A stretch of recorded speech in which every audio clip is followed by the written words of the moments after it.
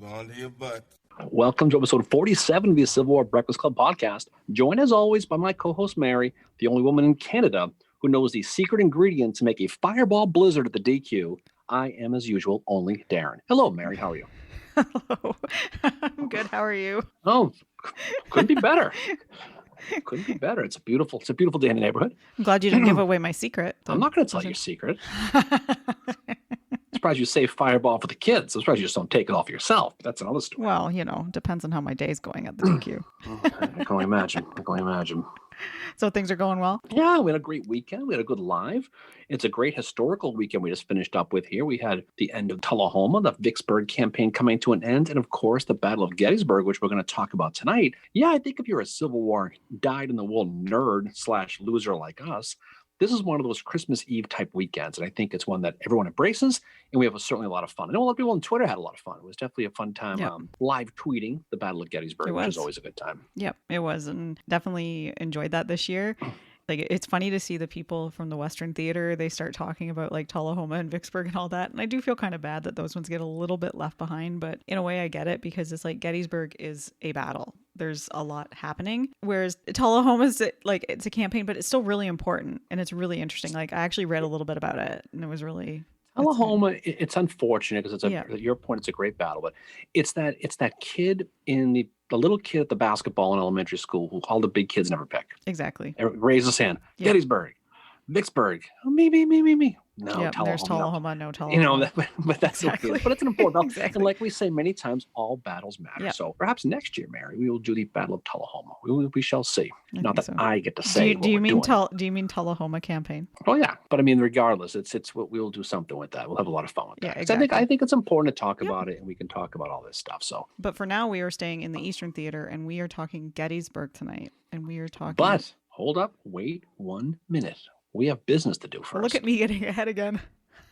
I know. And then J. Johnson Pettigrew gets shot. He dies. And Lee crossed the river, and that's it. Thanks, everybody. Thanks for stopping by. So I will ask you, since I am the host, apparently, of this episode, is what are you drinking tonight, Mara? I am drinking Whitewater High Tide New England IPA, and I chose High Tide just because the Battle of Gettysburg ends with Pickett's Charge, which is the Confederate high water mark. And I thought, okay. Well, I know. Very creative. Yeah, okay. not really. And I am drinking it out. Yeah, you better stop down. Creativity is going through the roof. And I'm drinking it out of our mug, which company I bought mug, off of the company mug. Zazzle. Yes. Very good. Company mug. Well, since you didn't ask, I will tell you. I'm drinking, it's called Death or Glory by Loving Ireland. I chose this one, obviously, because that was the choice that Robert E. Lee had. He had to decide whether he was going to take death or glory as he was running away from Gettysburg. So we're going to talk about that in detail today. And as far as what I'm drinking out of, I'm drinking it out of the Ride with the Winner mug from our friend Mr. LaRoe here. Yes. Because that's kind of what it was. It was kind of a big Union Day a little bit for the most part. Yeah, exactly. Abraham Lincoln's opinion notwithstanding. But we'll talk about that. So we were hinting before, as we started this, about this was going to be the end of Gettysburg. Now, we're going to be talking about Lee's retreat. So I don't want you to get excited when we say retreat. We're not talking O.O. Howard here, okay? We're talking Lee. So I want you to keep your bearings, Mary. When we say retreat, you're going to sit there and do your whole Christian general thing. Well, according to our live, he can't retreat anywhere right now because someone threw his running shoes up on top of a telegraph line and they're hanging over the telegraph line right now. It's just stuck on that. So that's the way. So we'll talk about O.O. Lee. We have some fun with O.O. But, so everybody knows that, the Battle of Gettysburg ends on July 3rd, 1863 with the Pickett-Pettigrew-Trimble charge, right? The assault. As we all know, it was a devastating defeat for Robert E. Lee and the Confederates. So Robert E. Lee was faced with a dilemma. He had to save his army because he wants to fight another day. He knows he was beat, and we'll talk about some of the overall campaign goals, but I think he did what he had to do, and he knew he was going to lose, so he had to get out of there. So the most important thing for him was he needed to get his army, and more importantly, all those supplies he'd been gathering back to Virginia. It's a huge, huge task. So we're going to kind of really quick summarize, and we'll kind of go into detail. He needs to get 50,000 troops. Okay, this is what's left, right? Along with about 20,000 slaves and support people, plus about 10,000 injured soldiers, right? Yep. He needs to get them all about 50 miles away through a mountain range into Virginia, okay? He also has almost 60 miles of supply wagons that he needs to get. There are 2 mountain passes passes he needs to get through. Monterey Gap and Cashtown Gap we'll talk about. They're both about 500 feet high and they're thin. And just for laughs, let's throw in the fact it's going to rain every friggin' day. Exactly. The Yeah. entire time. This is So like his mud besides, march. it was, but besides all that, it's pretty easy, right? Hmm. I mean, he had everything going against him. The other issue he had was the amount of leadership he lost. We talked before about the strength of the Union leadership many, many times, but we talk about Grant and Sherman specifically. Hmm. In the East, that's where most of the Confederate leadership was. He lost a ton of it in this battle. Pickett's charge alone, as well as the other divisions, they lost a ton. In Pickett's division, every one of his brigade commanders was lost. Armstead, right? Armstead, he didn't make it. No. Kemper got shot. His Kemper. bullet lodged into his spine. He survived. And no one ever knows what happened to Rich Garnett. No, He's Garnett was vaporized, like, right? I was listening to a lecture about that, and they say like he was apparently wearing like a new uniform when he went out there, so they think someone probably took the uniform, and then he's now lost to history. Don't know where he is. He's just gone. He's Yeah. gone. 13 of the 15 regimental commanders in that division gone. This is huge. Now, Lee, as we all know, he blamed himself, and he really did a full 180 since the battle began. Now, we talked when he coming into Gettysburg, they were sky high. Forget about Chancellorsville for a second here. They're coming off of 2nd Winchester, right? Everything is coming up Bobby Lee at this point. After Gettysburg, he's going to lose about 21,000 guys, right? He's going to lose a whole bunch of those guys. The mood was completely different. So they went from sky high to the bottom. And this was the mood. This was the environment Robert E. Lee and the Confederate Army had leaving Gettysburg, right? They knew it was time to go. They achieved their primary goal. Their really primary goal was they needed to gather supplies. Mm-hmm. And when they left Pennsylvania, they had thousands of cattle, sheep, chickens, you name it. They had everything to sustain their army. Vegetables, they had forage for the horses, they had a whole bunch of things. Dinosaurs. But he had dinosaurs, those little Flintstone vitamins, everything they needed, they had, right?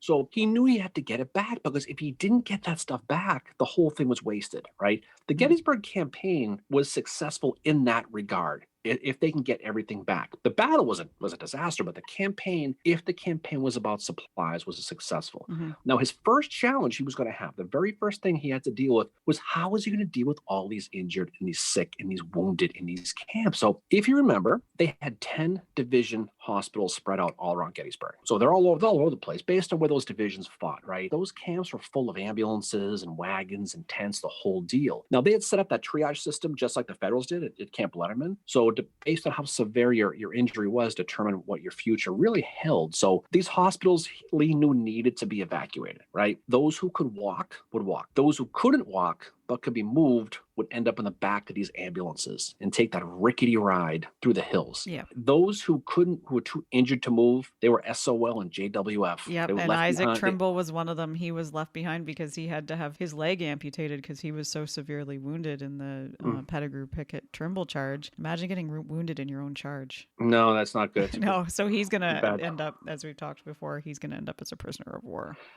So right off the bat, the other thing, so he has all these people. So he has to decide who's going, who's not going to make it. If you were left behind, you're going to be left with the mercy of the Union Army. Mm-hmm. And that was a big, big deal, right? The other issue was Lee had about 4,000 to 5,000, about 4,000 prisoners of war from the Federals that they had caught, right? Mm-hmm. So he was hoping that George Meade would exchange them on the spot. And Meade said, no, sirree, Bob. No, and that was because literally that was because of the rules that were in place at the time from like Lincoln and the War Department. They weren't doing exchanges at that point. And we did not have authority to do so. He had to say no, which is too bad, but he had to follow orders, right? So he forced Lee to take those additional 4,000 people back as well. July 4th, this is the day that Vicksburg fell to Grant. I heard in a recent podcast, Mary. It was around here when Lee started to formulate his plan to take all these people plus all those supplies back to Virginia over the Potomac. So right around sunset on July 4th, the fireworks are just probably finishing up probably, although it was raining. He's sitting at the Thompson House and he makes his initial plans where his headquarters was. First, he had to realize, wait, Meade's not going to attack. So we can figure this thing out now because he took a little bit of time to see what Meade's intentions were. So he has an idea what he wants to do. So after dark, he's going to take a ride over to A.P. Hill's headquarters over at the Pitzer Farm, which is located where the modern day amphitheater is over there. Yep. That's where A.P. Hill's his headquarters was. So by candlelight, they are going to sit down and discuss and organize this great escape plan with his corps commanders, James Longstreet, A.P. Hill, and Richard Ewell. Their goal, they had to screen the wagons to get out. They had to screen themselves to get out. And they needed to do this as fast as they possibly could. And they had to do this as quietly as they possibly could. So this was an enormous, enormous task for Lee. I mean, and we'll talk about how that historically probably ranks with a lot of his things, because this is probably up there with what that was. They're going to decide A.P. Hill is going to be the lead guy. He is going to be the one who's going to lead the retreat. They talk about how Gettysburg has 10 roads and it's a hub of all that. There are really two ways for him to escape, right? One is through the Chambersburg Pike, other is down the Fairfield Road. They're both going to lead to that South Mountain Range, and it's about a 15-mile trip to the Potomac River. So that's the direction they know they have to go. So they have to figure out, okay, logistically, how are we going to make this work? They come up with a game plan. So Lee, right off the bat, knows his army is spread out all over the place. They're extended over about a 6-mile window all around Gettysburg. So he's going to need to get these guys together first. So he's got to blow the conch shell and get everyone together. And so what he does first is he needs to make sure that they have a proper defense for these wagons, because the wagons are the priority. He's going to concentrate his army in position and set up a defensive line. So he is going to evacuate his supplies and wounded first. Those are the priority. Once the wagons and ambulances get moving, then the infantry is going to go. That's how it's going to go. So the infantry is going to be the last guys out of town. To organize these 10 divisional hospitals, this mess that it must have been, it's going to fall under the direction of a guy named Major Hunter McGuire. Now, he is the medical director of the Army. He's going to organize the movements of these wounded from all these hospitals. What he's going to basically do is he's going to come up with a way to organize them and arrange them to move down that Mummersburg Road or by Oak Hill over there and get to Hares Ridge and await orders there. So it's kind of like a staging point, right? That's where they're going to go. Lee is going to then order all three of his corps, and he wants them to fall back to Seminary Ridge and set up the defensive line and build breastworks. Because he's going to do this because he wants to protect them. He's going to basically create that screen. So if you know Gettysburg, it's going to range down from where the Lutheran seminary is, and it's going to go a straight line right down the ridge all the way to where the Rose Farm is. And he's going to set up Ewell's Corps on the far rebel left near the seminary. And you know that picture of those captives, the three Gettysburg, the breastworks behind them? That breastwork was built during this period. This was built during the Exodus from Rhodes's guys. So Ewell's going to be on the far left. Hill's going to be kind of in the middle to Ewell's right, I guess it would be. And Longstreet is going to be on Hill's right. He's going to be on that far right flank, and he's going to refuse the line. So it's a good, solid defensive point. They're all going to be entrenched. It's going to be a situation where it's going to cover both the Fairfield and the Chambersburg roads, as well as ultimately those two passes I mentioned before. That'll go through the Monterey Pass and Cashtown Pass. So that's kind of the setup of how he's going to do it as this whole thing goes. But then he needs somebody to help bring up, I think it's the rear guard, right? And that's where Imboden comes in. Well, we'll talk about that. Imboden's going to be coming down the road. What they're going to do is, yes, he's going to do that. So real quick, before we do that, let's just explain the passes. And because people who've been there know it, but if they haven't been there, they know what they're talking about. They build gaps in the mountain range to get through the mountains. So you have to climb all the way over it. Cashtown Pass, you get to be the Chambersburg Pike. It's a slow kind of gradual climb. And the road at the time on Chambersburg Pike was a pretty modern road. It's that macadamized. Am I saying that right? Macadamized. So, so it was like that. So it was in pretty good shape. Now, Monterey Pass is the one at the end of Fairfield Road. Now, that's a steeper climb. It ain't macadamized. It's crap. It's like every road in my neighborhood with potholes in it. So that's going to be the tougher one. So what Lee's going to do, he's going to take his supply wagons and ambulances, and they're going to be in front, right? And they're going to be screened by the infantry to protect at all costs, because this is an all-cost situation. Now, Longstreet and Lee's wagons are going to go down the Chambersburg Pike to the Cashtown Pass, along with Jeb Stuart's wagons. So this is your supplies and ambulances for Longstreet, Hill, and Jeb Stuart. Guarding them is a guy you just mentioned, John Imboden. And his job, he had one job, Mary, is to protect these wagons at all costs. Very early hours of July the 4th that he calls on Imboden to come see him. And Imboden said that when he met with Lee, he said the moon, when it appeared through the growing clouds, shone full upon his massive features and revealed an expression of sadness that I had never seen before upon his face. So this is just hours after Pickett's charge has occurred. And Lee says to him, "We must now return to Virginia, as many of our poor wounded as possible must be taken home. I have sent for you because your men and horses are fresh and in good condition, to guard and conduct our train back to Virginia. The duty will be arduous, responsible, and dangerous, for I am afraid that you will be harassed by the enemy's cavalry." And the reason that Lee has asked him to do this is because Imboden has not really been involved in the Battle of Gettysburg. So he's got fresh troops. He's the perfect guy for this. So a little bit about Imboden. He's an interesting figure that doesn't get studied a lot. He is not at all a fucking diva like Jeb.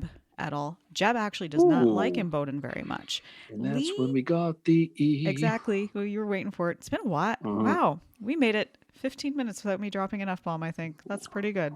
That's a record. Anyway, Anyways. so John D. Imboden. He's 40 years old. Father was a veteran of the War of 1812. He's from Staunton, Virginia. He's a Freemason, member of the Staunton Masonic Lodge, number 13 AFAM. Am I getting that right? Look at me go.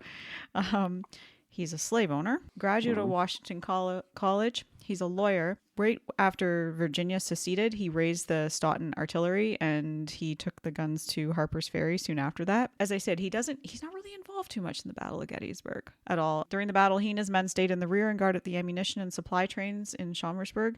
And his command is considered to be independent. So he doesn't take orders from Jeb. He's taking orders directly from General Lee. As I said, he's not well liked by Jeb. And Lee's not a huge fan of his either. But I think after this, he's probably going to get enough cred with Lee because Imboden, this is where he shines. And again, he doesn't get talked about a lot. I think he's like the Buford of the Confederate Army. He's very much just get it done. I don't need a feather in my hat kind of thing like that Diva Jeb does. Well, it's interesting about Imboden, though, right? You mentioned before, not a West Point guy. You mentioned Washington College, which is now Washington and Lee University, ironically. So he was a lawyer, but before he was a lawyer, he was a teacher at Virginia School for the Deaf and the Blind.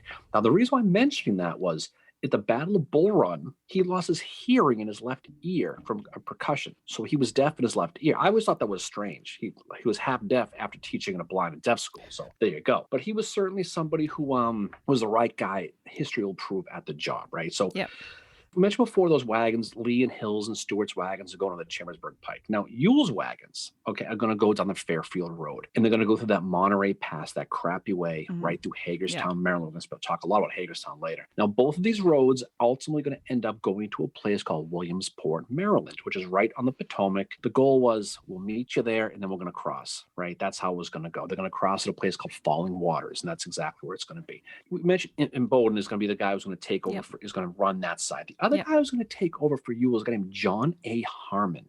Now, he is Ewell's chief quartermaster. So I don't know how the heck he picked this guy. Right? Did you know the story of what Ewell said to him? Where he's you better get the fucking trains across. So it's going to be a mess. So to your point, Ewell has no patience for Harmon, which doesn't understand why he would have picked him. So he puts his finger in his face, right? Just puts it in his face. And he says, I need you to get these trains across the Potomac, or I never want to see your face in this army again. Now, I know you get that at work all the time, okay? But I can't imagine that being very motivating. I was just going to say, maybe I shouldn't do that to the kids at the DQ. But so this John A. Harmon guy is going to be in charge of basically getting 40 miles stretched out worth of wagons safely to the destination. Now, it goes to show how important these supplies are. Okay. It just goes to show, again, the primary goal of the campaign. Now, Harmon, speaking of him, he's born in Waynesboro, Virginia, 1824. He had 4 brothers fight for the Confederacy. He was a newspaper editor, like so many of these people we talk about are in Staunton, Virginia. Stanton, I guess it's called. He's very pro-secession. His family was slave owners, the whole deal. So he's, typical guard variety Confederate guy. So Hill's Corps, the actual troops now, right? So you have, where the supplies are going to be going now. So you got Ewell going down Fairfield. You got Hill, Longstreet, and Stewart going down the other one, right? With Imboden covering Chambersburg Pike and Harmon covering Fairfield. So that's the supplies. Now, where it gets confusing is the troops. So not to be confused with Hill's wagons. Hill's Corps, the actual dudes, okay, they're going to follow Ewell's wagon ambulance up that Fairfield Road. So the infantry is going to go up the Fairfield Road. That's going to be their protection. So all 3 corps, they're going to be on that defensive line, and they're all going to take turns leaving that line when it's their turn to leave the line. They're all in Seminary Ridge, and they're going to go Fairfield Road. Now, Ewell's Corps, the actual corps, they're going to go last. They're going to be the screeners. So they're going to protect Longstreet and Hill as they move towards Fairfield Road. Once they're safely in line, so once the first one's in line, then the next one goes. Then finally, when the second one's goes, then Ewell's going to go. That's how it's going to go. Once they get moving, it'll be artillery as well. They're all going to follow Ewell's wagons and ambulances up over that Fairfield Road towards Monterey Pass through Hagerstown and eventually through Williamsport. Longstreet and Hill's wagons and the ambulances, they're going to follow on that Chambersburg Pike to Cashtown Pass and then through Williamsport. So that's how it's all going to go, is Imboden's going to guard them. Now, problems right off the bat that you can't control for Lee, right? For one, those pontoon boats he set up at Falling Waters daughters during the campaign, the feds got him and screwed him. They destroyed them. So they're gone, right? They destroyed him. He doesn't know this yet. He'll find out. But as of right now, he thinks the car is still running and he's going to go run out to it and make a getaway. But it's okay. So it doesn't work. The other thing that's going to be an issue is going to be the weather. Now, rain is going to be the great equalizer in this because it's going to be torrential. It's going to rain just about every day. That sucks. So just when you think it can't get friggin' worse, right? Yeah. You not only you're stuck in that, all that July 4th traffic, leaving Gettysburg must have been brutal too. I mean, you can only imagine. So July 5th, it all kind of gets going here, okay? Yeah. So the injured are going to get placed on those wagons for that trip. This includes guys like Dorsey Pender, John Bell Hood, Wade Hampton, guys who got hurt at the battle, along with 9,000 total that are going to need to be transported. Now, Imboden's going to organize the wagons on the Chambersburg Pike, and it's going to extend. When it's extended, just the wagons are going to extend all the way from Cashtown to Hares Ridge. Now, you know how long that is. Yep. Imboden's train alone, it spans 17 miles. Right. That's how long Cashtown to Hares Ridge is. Anyway,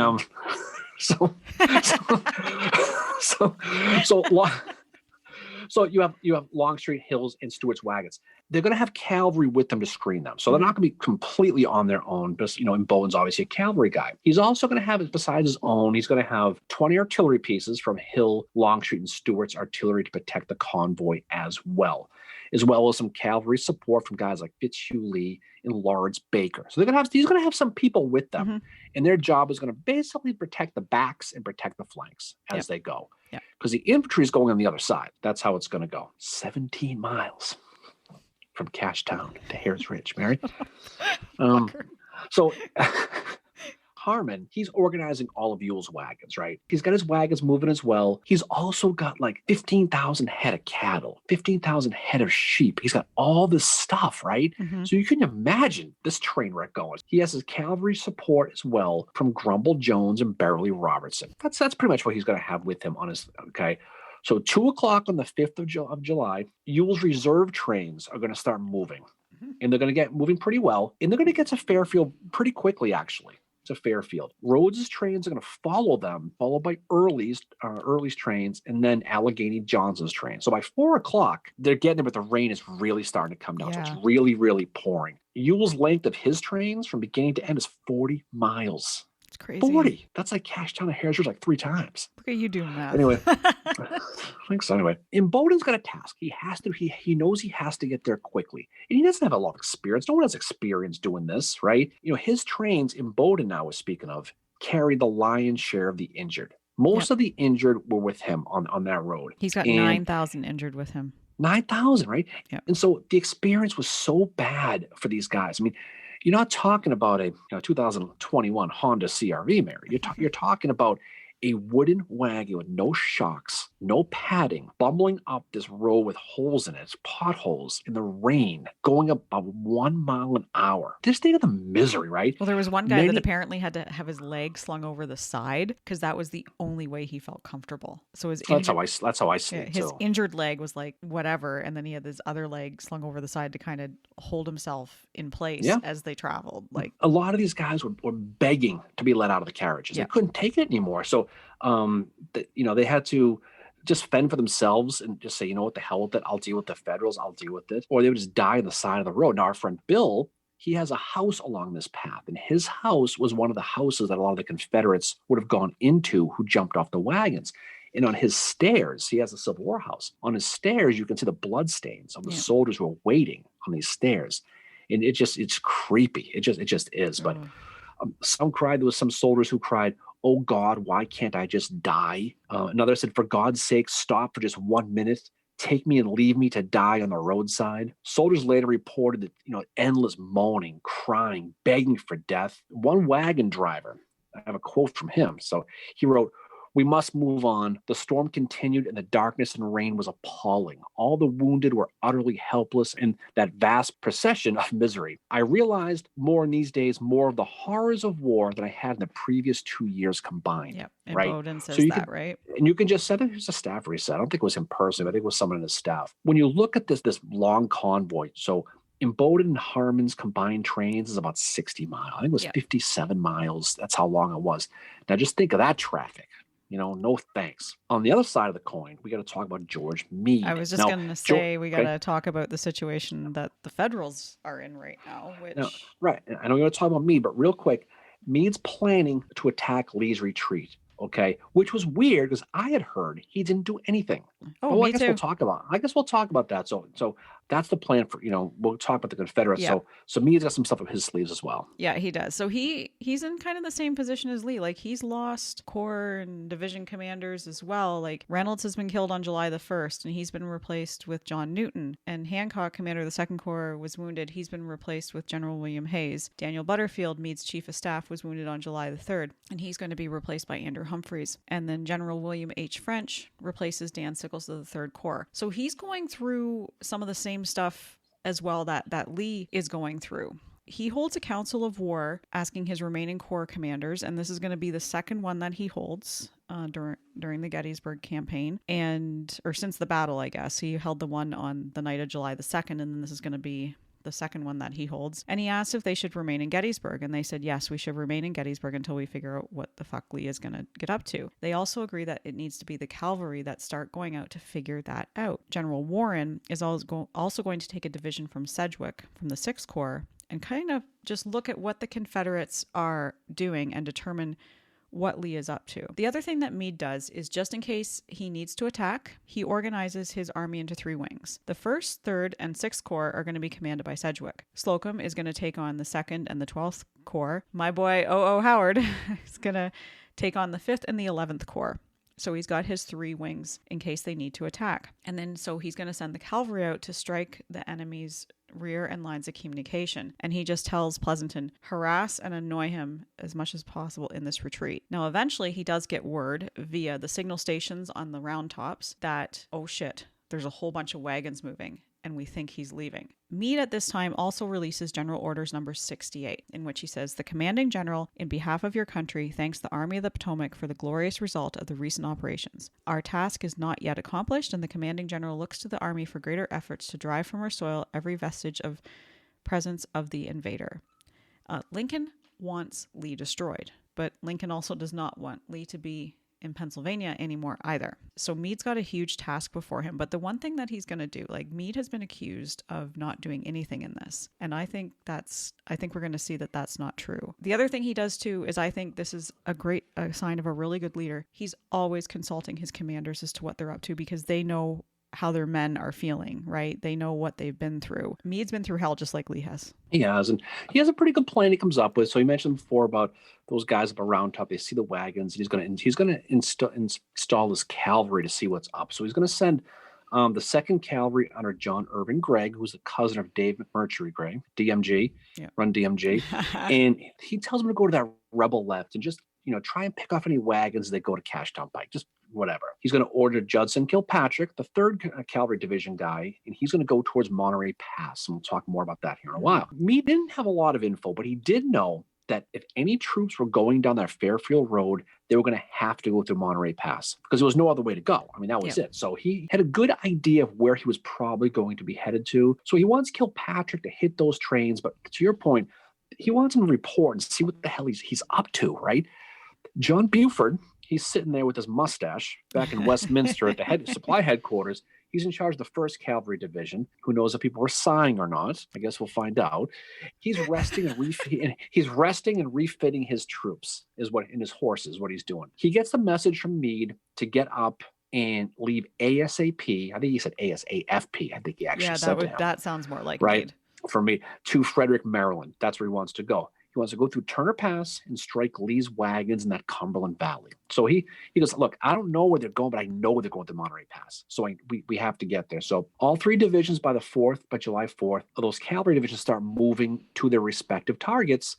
And again, it dispels that myth that Meade was sitting on his ass not doing anything. Now, you mentioned before, They didn't know what the intentions were. They didn't know if he was redeploying or retreating. So he had to find out, which is why the cavalry was the most important one to go. Meade's fear is that Lee is going to get into the mountains and totally fortify himself in there. Right. That's his And we'll greatest fear. We'll hear about that in a little while. And that's exactly what he was afraid of. They were also slow by that rain. The rain was a big deal. Now, Lee, once his wagons got going with Imboden and Harmon, infantry troops would start to follow. So I mentioned before, Hill's Corps, who was completely beaten up, they're going to be the first to go. So they're going to start following out down that Fairfield Road. Longstreet's Corps, they're going to follow them. The thing is, they have to wait, right? So they're sitting in the woods, freezing in the cold rain at night, wondering if they're going to get attacked by the Rosewoods clown. Well, exactly. I was going to say that. I'm scared to death. I wouldn't do it. I just give up. So they're wondering what the scoop is. They have no shelter, and they're there pretty much all night. They finally get going. Then finally, Ewell is going to be the one who's going to go. Ewell's going to set a battle line to protect Longstreet as they go. And then finally, Ewell's going to get going as well.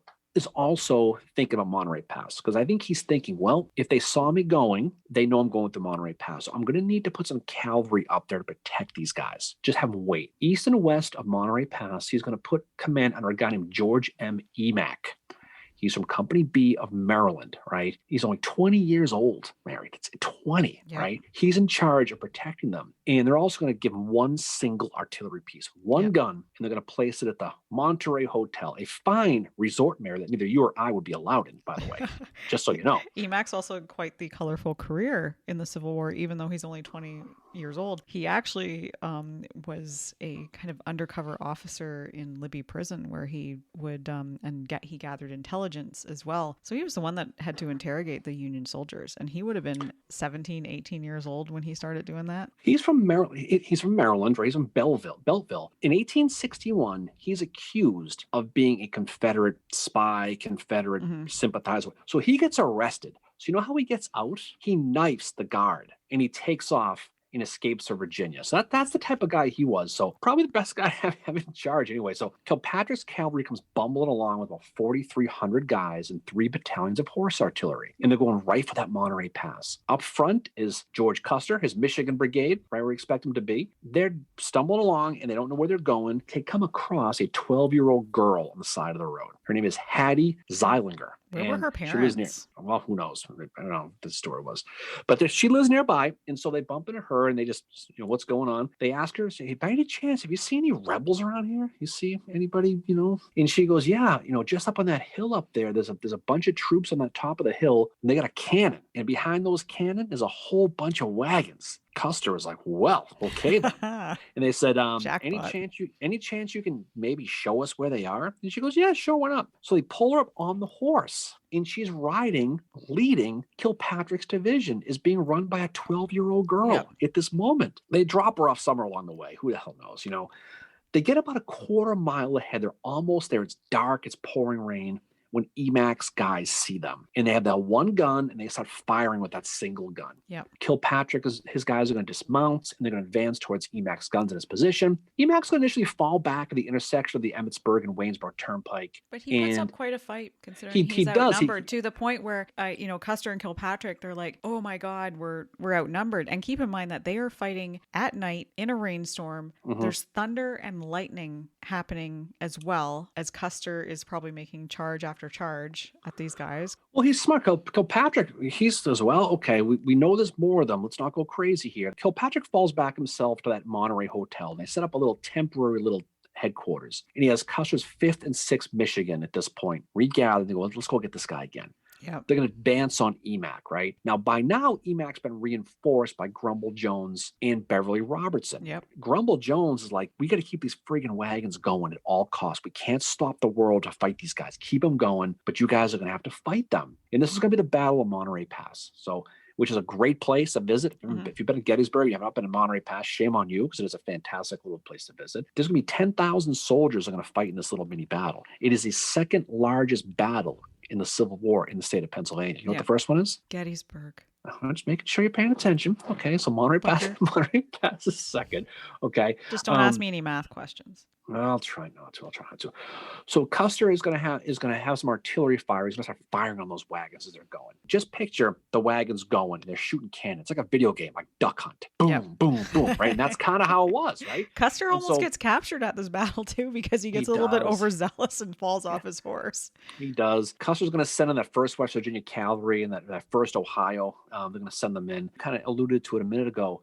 They're going to draw their sabers and they're going to charge Emack's guys on horseback. Yep. And there's stories of while they were charging, those flashes of lightning going on, Yep. glistening off the sabers and adding some romanticism into the whole battle. I can only imagine how that was, how true it is or not, but it sounds cool. I'm sure that didn't go to Custer's head afterwards. No, of course not.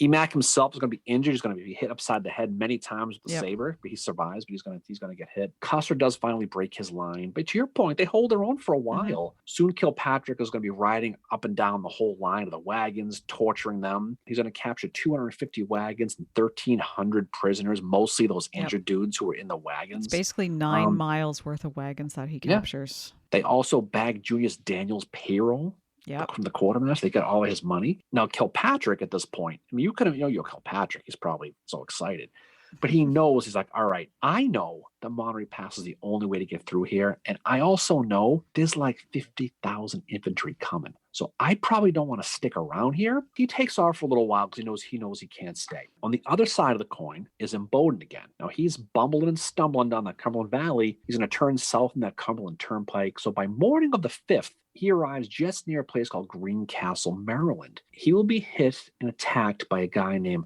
Captain Ulrich Dahlgren, which we'll talk a lot about later on. He didn't have many guys. Imboden's can kind of push him back pretty easily. So by late afternoon, Imboden's wagons are already nearing Williamsport, Maryland, the meeting site. So they're moving along pretty quickly. Again, they have those better roads. His wagon train stretched like 30 miles long. Now, as he approaches, he's going to get to a place called Cunningham's Crossroads, and he's going to be attacked again. It's being led by, so Abram Jones is here. Mr. Jones and me. The result of Cunningham's Crossroads is they're going to capture 134 wagons, 600 horses and mules, and 645 prisoners. And Stuart's so angry about it that he calls a court of inquiry afterwards into this. Yeah, they have a tough time against Jones. That's 1st New York Cavalry and that 12th PA, and they're going to lose a lot. It's very similar to the one that Kilpatrick got. They're going up against Colonel Lewis B. Pierce. The debris of Winchester is what he's referred to, this Union guy that's going up against them. And he's been operating in isolation, trying to figure out how to get back to the AOP.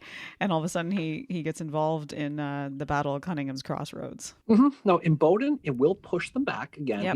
He's gonna drive them back, and he's going to continue. He's going to start to arrive into Williamsport. Over on the other side, Harmon's wagons, and they're 40 miles long now, they begin to arrive in Williamsport as well. It's still pouring out. And keep that weather going the whole time. It's always raining. Like he is here all the time now. It's always raining. The wagons are basically going to be gathered and parked in a big field along the Potomac. They're just going to sit there for a while.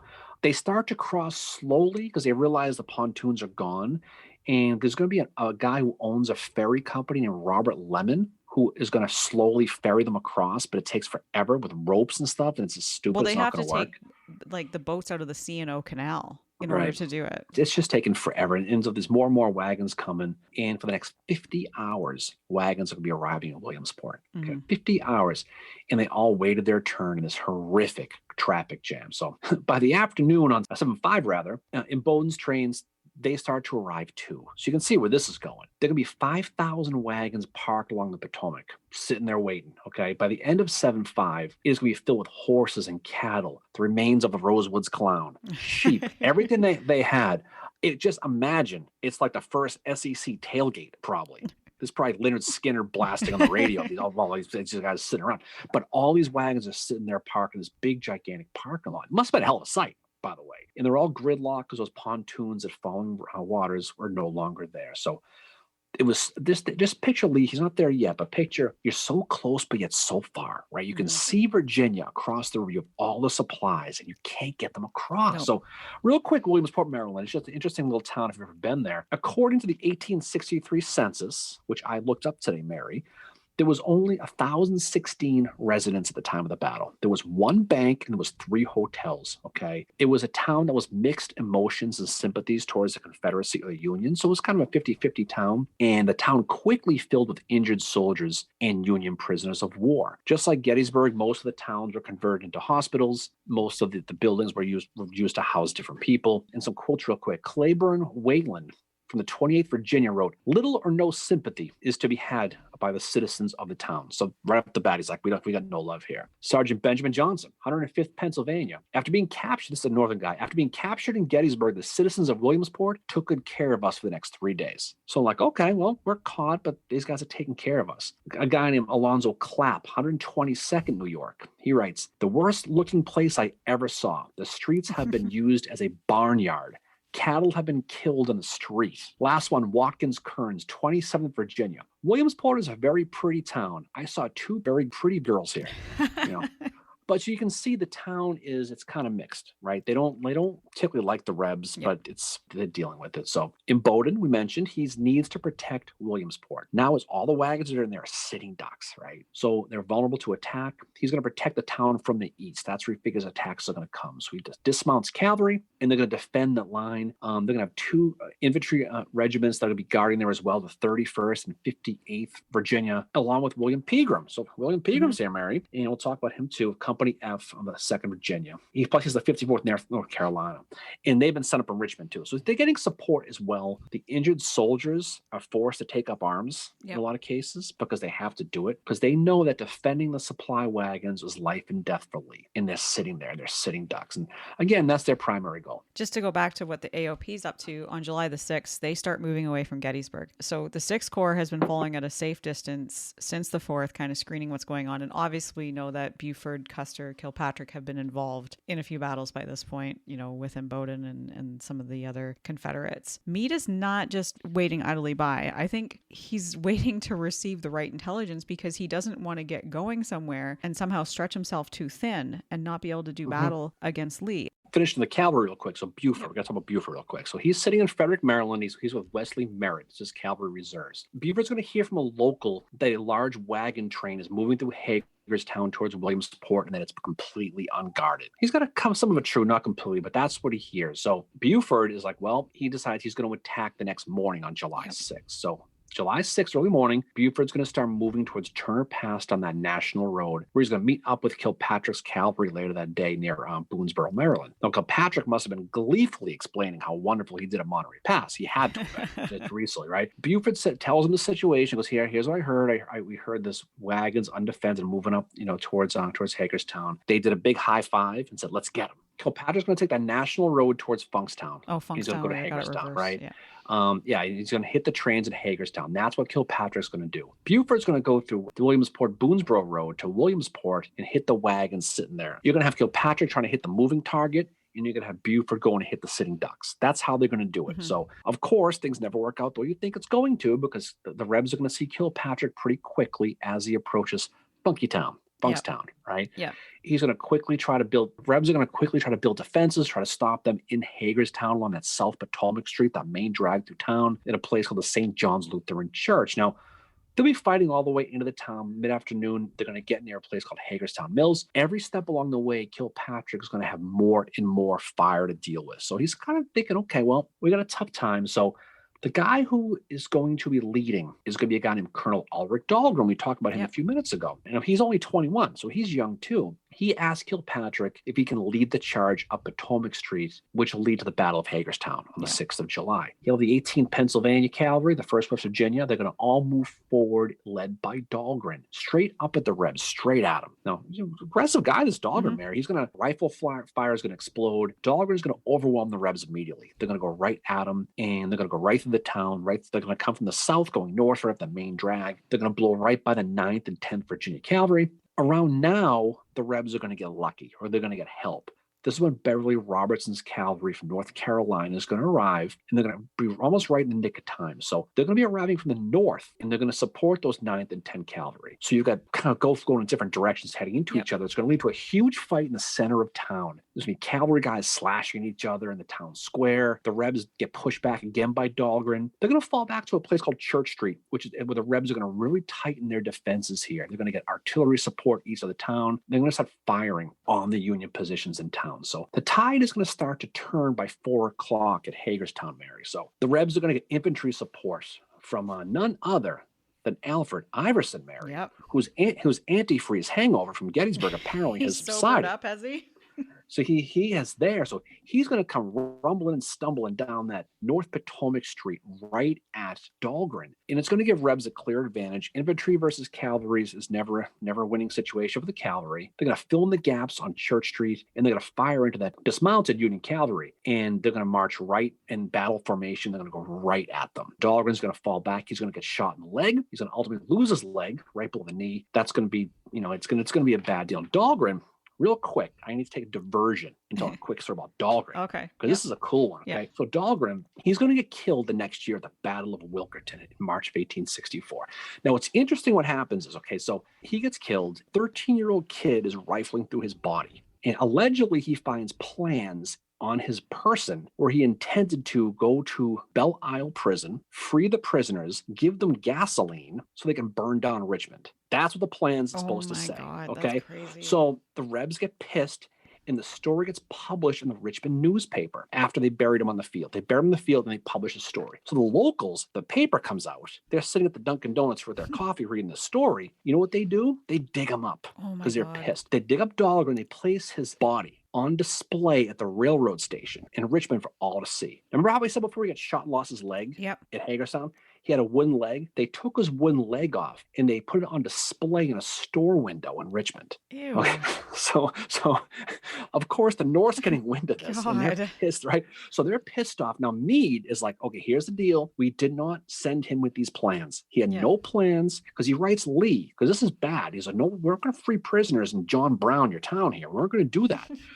So he sends a message to Lee and says, it's all fake. It was a complete rumor. We don't know where that note is, but that was not from us. This story is one of the stories John Wilkes Booth said pissed him off about the North, was this story. So just think a couple of years what happened down the road. Yep. This is one of the stories he mentioned that infuriated him against the North. Wow. I don't know so the funny part about it was the plans they had before they pulled off his body was the Confederates had. They turned them over to Stanton. Here's the plans. So we all know where they are now. Nope. You know why? Because they disappeared. Exactly. Of course they did, because Stanton had them.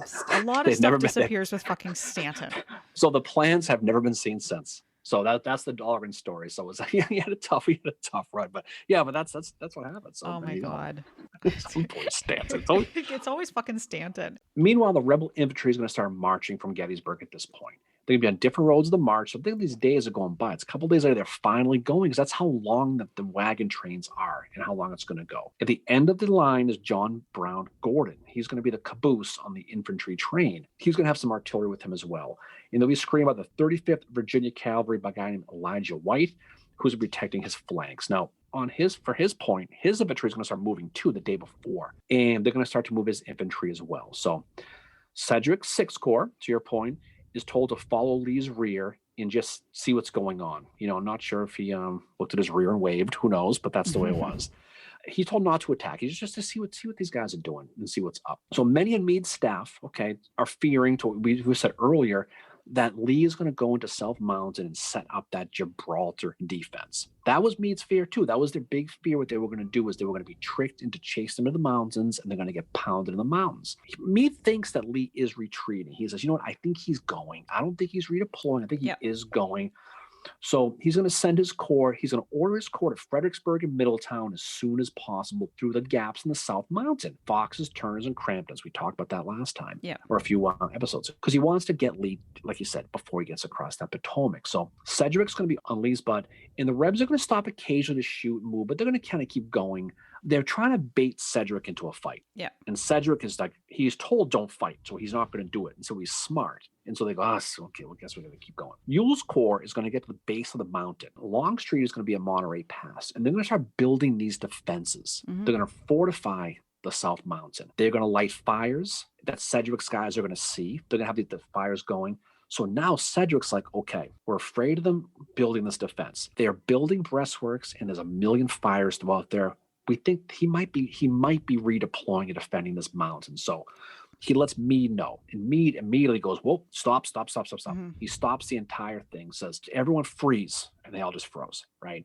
He says, do not advance toward Frederick or Middletown after all. Just don't, okay? Lee is going to fake out Meade here for the first of 2 times in this little campaign. He's going to force Meade to change his plans. Now, there's going to be 30 hours that are going to go by on Meade trying to figure out what the hell Lee's trying to do. What Lee is going to do is he's going to slowly abandon. He's going to light the fires and leave them there, and he's going to disappear. Finally, the feds are going to discover the breastworks are abandoned and Lee bailed. Lee is going to start moving quickly towards Williamsport because he knows the infantry is not far away now. So on 7-6, Lee is going to leave those mountains and he's going to go into the Cumberland Valley. Longstreet's going to go first, followed by Hill and followed by Ewell. At this point, Meade's like, shit, okay. He reissues that order to get everyone going. Just everyone go fast. You got to advance. Now, again, it's still raining. We need to get to Fredericksburg and Middletown, but now you're 30 hours behind. So he's lost a lot of time. So this little fake that Lee did bought him, which is going to prove later, an enormous amount of time. Yeah. Meade is going to be moving as fast as he possibly can. He's going to really push his horses and his mules too hard here. So these poor animals are going to be dropping due to hunger and exhaustion by going through muddy roads, carrying these things, being pushed hard. He is going to lose 15,000 horses and mules. They're going to die on this road, and they're going to clog the roads between Gettysburg and Middletown because he's just exhausted. He's just to death. So that 30 hours that he lost, he's got to make up that time. So on 7-9, as this is going to lead into Boonesboro, Lee's going to begin to set up a defensive line. So he's going to create a ridge north and east of Williamsport called Salisbury Ridge. And he's going to buy time for his soldiers to build gun pits and the breastworks. Now, this is when he's going to send Jeb Stuart to Hagerstown to slow the federal cavalry to reach Williamsport before the defenses can be completed. This is where the Battle of Boonesboro happens, which is the largest cavalry battle during the retreat. So it's along the National and Williamsport roads in Boonesboro. And Stuart's going to organize a major assault against Buford and Kilpatrick's Union cavalry. And he's been told by Lee, basically, prevent them from getting to me. Stuart's been told, basically, run the clock down, buy me time, because that's what he needs right now. So the one thing with this, Stuart's been ordered to a bold demonstration to threaten and advance upon the enemy. So the rain has turned the fields and roads into an absolute shit show. And if you know anything about cavalry battles, they're often fought on horses, sabers, whatever. So anyway, the charges they're going to have a difficult time doing that with how the fields and the roads have been turned into just absolute, it's just a quagmire from all the rain. So they're going to have to do a lot of these assaults dismounted. And Stuart's got 5 cavalry brigades here. The Union infantry is going to come in and support the Union cavalry, but not until around 7 o'clock. And before this, Kilpatrick's left is going to crumble because they start running out of ammo. Stuart's men also end up running out of ammo, and they were also exhausted. Stuart feels he's bought Lee enough time, so he calls the fight off. And it's inconclusive. And Stuart orders his troops to head towards a place called Funkstown. So Funkstown, Fitzhugh, Lee, and Stuart, they're going to get some Georgia infantry, and they're going to fight Buford there again, right? So Buford had infantry support from Cedric at this point. Not a huge battle, about 500 total casualties, but it's continuing to build that time. So Lee has that directive. Listen, we're building this breastwork thing, right? I need as much time as possible. So when this is all said and done, Stuart, it's the thing's going to be just about done. So on July 10th, which is the day of the Battle of Funkstown, is also the day the Salisbury Ridge breastworks are going to be completed. So Stuart's job is complete. I mean, he did what he had to do. 7-10, they're going to finish those breastworks. They're going to fill them with rebel infantry, all of them. They're going to have a 9-mile defensive front on this ridge. You're going to have Ewell on the left, you're going to have Hill in the middle, and Longstreet on the right. They're going to have high ground to put artillery. This is a legitimate powerhouse defense they built here. And again, why do they care? Because they have to protect the supplies. This tells you right now how important these supply wagons are to Lee. Yeah. He didn't put his whole army at Pickett's charge, Mary. He put his whole army on this ridge. Okay. So in between Meade's approaching army and this ridge line is the stream. Okay. It's like a marsh. And it's overrun because of the rain that they had. It was an impregnable defensive line. It was called the Downsville Line, is what they called it. Approaching from the east and Meade's guys, okay, from right to left. His battle line is going to be Old Howard. He is going to be on their right, okay, and insert joke here, right? He's going to have Newton's first corps, followed by Sedgwick's sixth, Sykes' fifth. Hayes will be running the second corps at this point, and Slocum's 12th, and then French is in charge of the third, which is all messed up, and they're going to be in reserve. So you're going to have basically two armies staring at each other. Now, Meade is still nervous, right? Because he sees what's going on now. So he's going to send a couple of signalmen up to a local church with field glasses to check out this Downville line to see what the scoop is. And he's going to see it. He's going to be like, okay. Meanwhile, Lee, he's multitasking, most multitaskingist, okay? He's having those pontoon bridges rebuilt at this point. Yep. He needs 26 boats to cross, is what he determines. He completes that task in just 68 hours. Yeah, it's crazy. That's all it takes for Lee. And so there were a lot of overtime paid by the Army of Northern Virginia. Because they did. So on 7/12 now, the rebel wagons and ambulances start crossing the Potomac at falling waters on this Potomac bridge. I mean, this pontoon bridge. This is where you get lucky too. The rain slows down for a little bit of time. So the Potomac had been cresting at 13 feet at this point. The rain slowed down and dropped to 5 feet. So now it created a ford for the soldiers. They can put the guns over their heads, and you couldn't do it because you're 3 feet tall. But most of the soldiers could do it. And so they had an opportunity. So now Lee realizes it's his chance to get the hell out of Dodge. So he tells his generals to replace the guns on the Downville line with Quaker logs, right? Quaker guns. And they're going to have these fake Confederate flags flying from them. He's going to light a bunch of fires behind the line to make smoke. And what that smoke is going to do, it's going to mask the army leaving. So those people in the signal houses with the field glasses on the church can't see them. So they don't know what the hell is going on, but they see what they think are guns with flags flapping. Yeah. This campfire's going. Okay, they probably must still be there. So on the 12th, that same day, about 4:30 p.m., Meade is going to write Halleck. And he's going to say, well, it is my intention to attack tomorrow unless something intervenes to prohibit it. So he's thinking, all right, well, tomorrow I'm going to attack. And this is going to get back to Lincoln. This is what's going to haunt him later on. Now, on the 13th, Ewell's Corps is going to be the first to evacuate that line. And they're going to ford that river with the guns over their heads. They're going to go first. Longstreet's going to move second. And they're going to cross the bridge, the pontoon bridge. Hill is going to go last. So the smoke is screened the army perfectly. So Meade's signal guys, like I said, can't see anything. So now Meade, he's getting ready to attack. So he's going to call another council of war. So he wanted the advice from his commanding officers if they should attack the strong position of the Confederate Army or not. Well, he thinks he's got Lee pinned there. They vote not to. They decide they don't want to attack. Now, there are 3 of them that actually vote, yes, we would like to attack. And one of them is Wadsworth. The other is Pleasanton. And the final one that wants to attack is Oliver Otis Howard. So 3 of them want to attack. The rest of them do not want to. Now, there are those that don't have a vote. Warren is one of them. He wanted to attack. Meade also wanted to attack, but he's asking the opinion, and the majority is no. So Meade, and I think this is the sign of a good commander, decides not to. On July 13th, he's going to write Halleck again. 5 out of 6 of my corps commanders were unqualifiedly opposed to attacking Lee, which is not right considering it was Wadsworth and Howard and Pleasanton. So somewhere the math is not quite correct in that.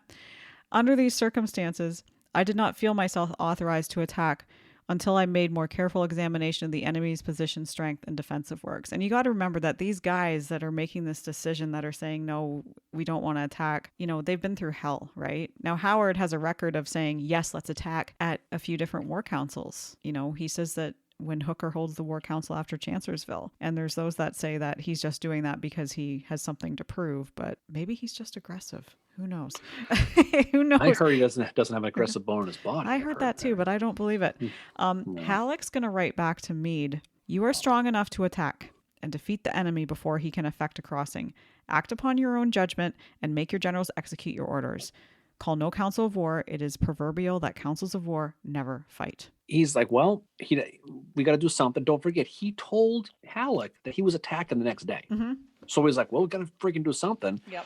So the 14th, the morning of the 14th, he's going to send Kilpatrick's cavalry forward to go see what the scoop is. He's going to do a little recon. Kilpatrick's going to be amazed that they're not being bothered by anybody. They're going to march right down. They're going to cross that stream. They're going to get near the breastworks, and no one's there. They find the defense is completely empty. So now Kilpatrick rushes into Williamsport now. And guess what he sees? Nobody. It's virtually completely devoid of Rebs. So he's like, well, what the hell? So he goes towards Falling Waters where he sees Hill's Corps, the last of them, getting ready to cross the bridge. Yeah. And so he's going to run into Hill's rear guard, Pete's division, basically. Mm-hmm. So Kilpatrick's going to approach, and he's going to attack that rear guard thinking it was a small force. He's just thinking it's going to be a small force. He ends up fighting John Brockenbrough and Joseph Davis's brigades. Now, in this fight, J. Johnson Pettigrew is going to be mortally wounded. He's going to die a few days later, right? Also, Custer's Michiganders, right? They're going to push on and then run into Dorsey Pender's old division. This is where they're going to get in trouble here. So they are beaten back almost immediately. So they get past the first line, they get to the second line, and now in battle formation is Pender's division waiting for them. And so they're whoops, see ya. And so they get pushed back pretty easily. And it's just going to end up being a complete mess. The rebel troops at this point are going to cross that bridge. The North Carolinians are going to be the last ones to cross, the 26th North Carolina. Mm-hmm. I always appreciated that the 26th North Carolina, who fought at Willoughby Run with Henry Burgoyne, they were the beginning of the battle. They were the last one, officially the last ones to cross. Yep. It's just funny how life is. And Heath, Pettigrew, and all of them, they are actually caught by surprise in this because they actually thought that Jeb Stuart was supposed to be screening them and protecting them. And that's what Jeb Stuart was supposed to be doing. No. Jeb Stuart has already made his way across the Potomac. And this is something that I don't think it gets talked about a lot. This is another mistake that Jeb Stuart makes. And really, you could say that Pettigrew is dead because Stuart is supposed to be there. Like, his orders from Lee were protect them until the last of them have crossed. And Stuart went ahead and crossed before Heath and his men got across. Mm-hmm. Yep. Lee's army has effectively escaped, right? They're going to dismantle those pontoons. They're going to put it back in the truck and save them for later. And they're going to march towards Winchester. And then eventually they're going to go to Bunker Hill to basically rest at R&R. They're going to get there, going to rest. Now, Winchester is going to become a hospital town. It'll be under a guy by the name of John Bridgeford from the 1st Virginia Irish Battalion. He's going to be in charge of that town. They're going to get a whole bunch, thousands of injured people. They're going to take over the town. The trains are going to keep going. They're going to go to a place called Stanton, Virginia. And for the next 3 weeks, wounded are going to be arriving into the town. They're going to be thousands upon thousands, including Dorsey Pender. We'll get to the town. He'll die on the 19th in Stanton. Many more are going to end up going all the way to Richmond, including those 4,000 prisoners of war, Mary, we talked about. They're going to get stuck going all the way to Libby, right? So they're going to get sent down. When they get there, too, they're going to have 25,000 head of cattle and 25,000 head of sheep. They're going to, like I said, they're going to have chickens. They're going to have sauerkraut. They're going to have everything they can possibly. They did, right? Gets rid of, prevents, all these diseases, Mary, scurvy, for example. They're going to get sent to Mount Jackson. Those supplies are going to sustain Lee's army for the rest of 1863 and allow them to continue fighting. If you talk about the campaign with the whole picture, it's successful because his retreat, Lee's, is going to probably be one of the most brilliant and underrated things he'll do, considering what he had to do with that weather and the challenges he had. And the amount of time he had to plan it, which was just merely hours. It's hours after Pickett's charge that he's calling in Bowdoin, to his headquarters and saying, this is what I need you to do. And he's organizing it all, and they're able to get underway. When you think about how many miles these trains stretch for, they're able to get underway right away. So you don't know if maybe he had this in the back of his mind or if he's just able to think about it on the fly. This is where he's brilliant as a military commander, is in this retreat. If they get beat and lose those supplies, it's game over. They're done. Yeah, because that was the whole point, was to get the supplies. He could not feed his army anymore. They had no more supplies of Virginia. Virginia had nothing left to give them. They had to get out, and they had enough food and supplies to last the rest of the year, maybe a little longer. If they lost them all and come back empty-handed, they were dead. So they were successful in that. They're going to go to Orange Courthouse, and that's where they're going to go. Meade's army is going to go to that Harper's Ferry area. They're going to take off over there. In the South, it's funny because no one's happy. In the South, they're stunned at Gettysburg. It's a complete disaster, right? In the North, they're happy about Gettysburg. Vicksburg's going on, so they're happy about that. Yeah. Lincoln is pissed off because he really wanted Lee. Now, this is, say what you will about Lincoln, and we're going to talk about his letter he didn't send. You know when you get pissed off at work and you type that email and you don't send it because you're just pissed off, and then eventually you kill it. That's what he does. Lincoln's letter to Meade is probably one of the more ignorant letters he's ever written. One of the most short-sighted and blind rage letters that had no basis in it, because we'll read the highlights of the letter here in a second, but on 7/14, he's going to find out that Lee got across the Potomac and escaped. Yeah. And he's going to blame Meade. He's been looking to blame him all along anyway, right? He won Gettysburg, but he thought he was being slow, he was being tentative. He thought he had a McClellan on his hand again. Yeah. His letter that he wrote to Meade that he never sent, that we were talking today about whether or not Meade ever read this letter. And it's debated whether or not he ever was. But if he did, he would have been pretty pissed off. Yeah. Well, I do have a story that some of what Lincoln said might have somehow got back to him secondhand. And I've got a story to tell after this letter. I'm not going to read the entire letter, but just bits of it. But yeah, this is not, and I mean, even though Lincoln didn't send it, I get he's getting his anger out and all that, but still, it is a very short-sighted, not understanding what not only Meade has been through, but the entire Army of the Potomac has been through in these 3 days. So he says, I am very, very grateful to you for the magnificent success you gave the cause of country at Gettysburg.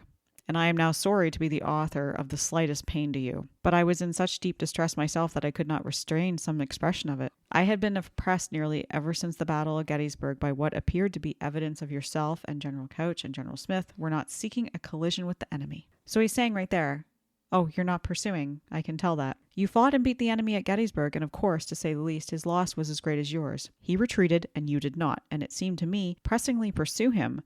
But a flood in the river detained him till, by slow degrees, you were again upon him. You had at least 20,000 veteran troops directly with you, and as many more raw ones within supporting distance, all in addition to those who fought with you at Gettysburg. Well, it was not possible that he had received a single recruit, and yet you stood and let the flood run down, bridges be built, and the enemy move away at his leisure without attacking him. And he just basically goes on, like laying into him about this. Now, yes, I get he doesn't send this letter, but, he's saying things like he was within your easy grasp, and to have closed upon him would, in connection with our other late successes, have ended the war. As it is, the war will be prolonged indefinitely.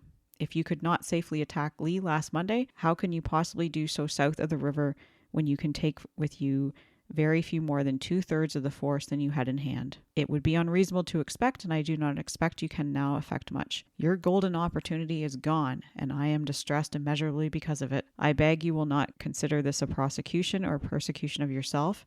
As you have learned that I was dissatisfied, I have thought it best to kindly tell you why. That line about your golden opportunity is gone and I am distressed immeasurably, I would have been like, F you. Yeah, I would have been if I like, read fuck that. you, man. Like, Because that, I don't care if it's the president of the United States. I don't care if it's Abraham Lincoln. And, I get he doesn't send this, but this is, something where it's like, whoa, what more are you expecting of this guy that you gave command 72 hours before a battle? He's probably up for the 3 days, not sleeping much at all. I think Meade maybe slept, maybe 4 or 5 hours during those 3 days, if that. The AOP is broken. They've lost Reynolds, Hancock's wounded, Gibbon's wounded, Sickles is wounded. They've been through hell, and they only have one fresh corps, and that's Sedgwick.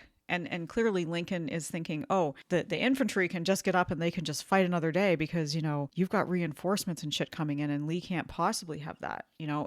It's just so, and I get he's angry, but still, like, it shows that he's not really understanding the situation that Meade has been through. Well, I think that was the big put. I don't think he understood the situation. No. I think he saw it on a linear thing. Well, we beat him. He was damaged. Why couldn't you just go chase him? Yeah. I think he didn't realize the dangers he felt.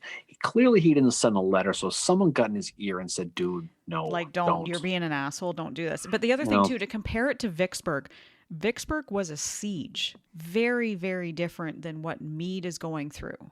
Not to downplay Vicksburg at all. Vicksburg's amazing. Grant and those men out there have been through absolute hell for 9 months. To put that on Meade too, and I get Meade didn't get to see this, but now he might have, as we were talking about today. But the one thing that did happen is soon after the battle happened, Oliver Otis Howard writes Lincoln a letter, and it's in complete praise of Meade, saying how well he did at the Battle of Gettysburg and how well he did in the retreat. And Lincoln wrote Howard back and he said, thanks, but starts listing these criticisms of Meade that probably aren't as bad as what's written in this letter that was never sent. But you know full well that Oliver Otis Howard probably went back to Meade and said, this is how this guy is feeling about you right now. So Meade would have got wind of it one way or another, what's happening. Well, and it's this letter. There are rumors that when Grant comes east to take over the army, it's to babysit Meade, and Meade is fired. This is where it kind of all starts, right? It's that historical memory we talked about. But the reality was Meade did close to everything right he could on this retreat. He really, really could. Yeah. Ken Masterson Brown's book, Retreat from Gettysburg, was mostly the primary source for this episode. Yeah. And we're going to be doing it for our book club. But if you've read this book and you still feel Meade screwed up, I don't know what to tell you. Yeah, I don't know what to tell you. He because didn't, I don't think he did screw up. No, I don't think I think he did what he had to do. The last thing you want to do is coming off of a much needed Union victory, coupled with the Vicksburg siege ending, was to run into the jaws of death after winning against a guy like Robert E. Lee. And he truthfully did not know what Lee was doing, but the next day he was already chasing him. So it wasn't like he sat around like McClellan would have, like the stories you think about. He did what he had to do. And at the end of the day, yeah, I mean, the thing that gets him was, we're going to attack tomorrow. That's what gets him. Yeah. Right.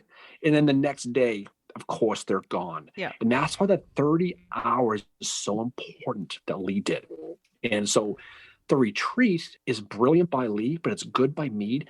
But Lee does pants him twice on this. He does. So he does get the better of Meade, the inexperienced, army commander, the old cagey veteran Robert E. Lee. Yeah. So Lee is brilliant on this. He is. So if you look at the Gettysburg campaign from beginning to the end, he got in, got his supplies, got out. The battle was a mess, obviously, but he got out with all the supplies he thought he needed. Mm-hmm. Then it's hard to sit here and say Gettysburg a disaster because it just wasn't. The battle was, but the campaign was not. No. But this is something that when you look at Robert E. Lee, when you look at the top front of mind headline things, his retreat from Gettysburg has got to be right at the top. At least one of them. With Chancellorsville, It's Fredericksburg, yeah. It's got to be up there. It really does. It is really, really brilliant. The one thing I want to add is that Meade went to Washington to meet with Lincoln a few weeks after the retreat, and Lincoln said to him, "Do you want to know what I thought of your retreat?" And Meade's like, "What did you think of my retreat?" And Lincoln says, "You were like an old woman trying to shoo her geese across the creek." What? Yeah, that's What? I don't know, man. That I don't know about not, that. Like, if I were Meade, that would have been fuck you. Well, you can see why people have got upset with the meddling, why guys like Reynolds didn't want to take control. Not that against Lincoln, but he was a politician. He wasn't a general. And so it's easy to sit back a Monday morning quarterback and blame, but he wasn't there, right? If he were, it might have been a little bit different. But that's unfortunate. Yeah. But history did prove Meade correct and prove Lincoln wrong on this. And Lincoln did feel bad about this later. He did do a mea culpa with this, and he realized he was wrong. But the Gettysburg campaign was an interesting one, and both teams could kind of hold their heads high about different things on it. For the Union, it got the desperate victory they needed in battle. Yep. For the Confederacy, it got the supplies they desperately needed. Yeah, Lee did get away the way Hooker got away at Chancellorsville, and they both lived to fight another day. Yeah. But if not for those supplies, Army of Northern Virginia is probably dead in the water. That's probably it. Exactly. Right, yeah. So they would have had to surrender. So that's the scoop. That's the retreat from Gettysburg. So what's next?